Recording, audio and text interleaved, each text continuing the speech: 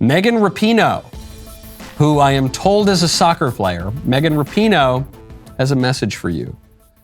The message is that you need to go out and get your 75th Fauci ouchie. And that message does not come free.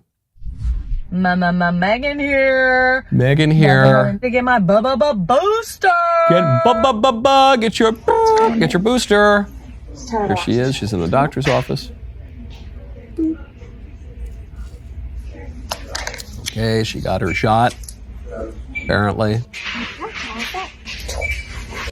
I'm in, boosted, ready to roll into this year. Let's go. Let's go. Hey, guys. It's so sad. It's so cringy. First of all, nobody thinks Megan Rapinoe is cool. I assume there are a handful of very sad liberal people who tell themselves that Megan Rapinoe is cool. And so this ad is geared toward them. But even Megan Rapinoe's heart is obviously not in it. So sad the way she's trying to push it. Hey, y'all, Megan, we're going to get our booster. Yeah, that's cool. Let's roll. But it's so half-hearted. No one really believes it. Then you see why it seems so contrived and half-hearted. There's a little line right there at the top of the Instagram post, and it says, paid partnership. That's weird, paid partnership. Who she partners with? Oh, it tells you in the next line. She's a Pfizer partner. Hashtag Pfizer partner. Like so many others, one of my New Year's resolutions is to focus on my health. And with the tournament down under coming up this year, it's more important than ever that I do so. That's why I got my updated COVID-19 booster, something I've been meaning to check off my to-do list. Points for prioritizing health. Hashtag I'm boosted. Go to vaccines.gov to check your eligibility and schedule an appointment today. So you know this was just written by the marketing department, either in the government or Pfizer. You know this because she's using hashtags like it's 2008. That's not, people don't do that anymore. That's not, but anyway. So, okay. Hashtag I'm boosted, hashtag Pfizer partner. I head on over to this government website. I've been meaning to do this. I feel really great. It's so important to go get your booster. You're so lucky to be able to have this injection. If it's so great, and if we're all so lucky to be able to inject ourselves with this experimental drug, why does Pfizer have to pay niche celebrities to promote it?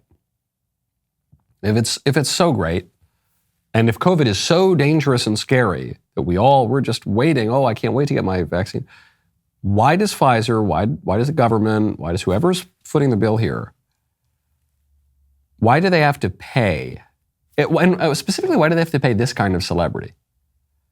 You know, they're not calling me. They're not calling Ben. They're not calling Tucker and saying, hey, you want to be a Pfizer partner? Because they know that our audiences are going to say, what the hell is wrong with you people? We're not going to get that Fauci ouchie. No clot shot for me, thank you. No, I'm good, thanks.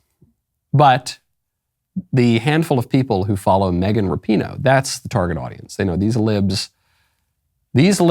are at least going to be open to getting the shot. And then what's so crazy is even the libs, even the very people who follow Megan Rapinoe are not clamoring to go get the Fauci ouchie. These are the people who should have been the first in the line. And yet even they are not. Even they need to be bribed and bought off to get the shot. Wonder why that is. Probably because it's not a great shot. So that's what I would deduce. Speaking of the biomedical security state, the UN is going to take action against me for daring to question the genius of Dr. Fauci and the benevolence of our rulers in the lab coats. The UN Secretary General is calling for global action against mis- and disinformation. We will call for action from everyone with influence on the spread of mis- and disinformation on the internet. Governments, regulators, policymakers, technology companies, the media, civil society. Stop the hate. Set up strong guardrails. Be accountable for language that causes harm. And as part of my report to our common agenda, we are convening all stakeholders around a code of conduct for information integrity on digital platforms. and will also further strengthen our focus on how mis and disinformation are impacting progress on global issues, including the climate crisis. The mis and the disinformation. And of course, mis and disinformation just means anything that contradicts the narrative of the liberal elite on any given day. So on the day where Dr. Fauci said, don't wear a mask, masks don't work, if you came out and said, you should wear a mask, that would be mis and disinformation. But then 5 seconds later, when Dr. Fauci said, actually, you do need to wear masks, masks are very important, masks do work, and you contradicted that and you said, actually, I think masks don't work, that would be mis and disinformation. The feature that determines what the mis and disinformation is just whatever the liberals are saying at this point. And you might say, well, who cares what the UN is warning about? The UN doesn't have any power. The UN doesn't have a ton of power in itself. But that's why the liberal elites now, who are trying to censor what we can say, they're trying to go around the UN. They're trying to even go around many of the governments. They're certainly trying to go around the people. They're trying to build it into the platforms. This is the purpose of safety by design, which is this proposal of the Australian e-safety commissioner, Julie Grant, who's partnered with the World Economic Forum to get this implemented around the world. Because what safety by design says is, the governments aren't going to really keep up with all this stuff, so we're just going to embed our wokeism into the speech platforms themselves. Then you've only got to get it into 3 or 4 speech platforms, and all of a sudden, the libs can implement their speech codes, their standards, their taboos, their censorship at the drop of a hat. It'll happen automatically from the platforms. That's happening right now, and very, very powerful people are pushing for it.